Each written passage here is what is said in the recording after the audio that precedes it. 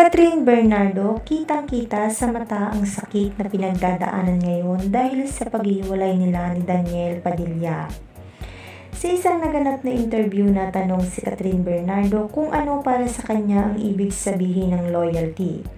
Sagot ni Catherine, being contented at hindi pagtingin sa iba ang ibig sabihin para sa kanya ng loyalty.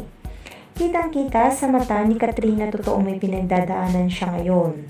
Ayon naman sa aming nakalap na balita ay si Catherine mismo ang nakipaghiwalay kay Daniel Padilla.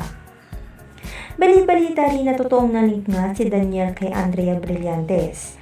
Hindi raw ito matanggap ni Catherine. Madalas daw pagselosa ni Catherine Bernardo si Andrea Brillantes dahil na rin daw sa pinapakita nitong motibo kay Daniel Padilla. Kung matatandaan sa naging interview kay Andrea Brillantes ay natanong rin ito kung sino at kanino ito nagkakakrasya sa showbiz. Lakas loob naman sumagot ang aktres na si Andrea Brillantes. Sagot nito ay si Daniel Padilla daw ang kanyang natitipuhan.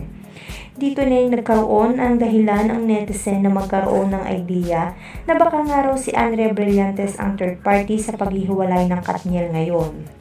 Usap-usapan din kasi na nahuli mismo ni Catherine Bernardo si Daniel na nakipagkita ng palihim kay Andrea Brillantes.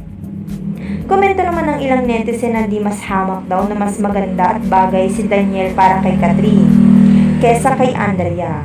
Laking lamang din daw ni Catherine kay Andrea na nakailan itong breakup sa loob ng ilang taon lang.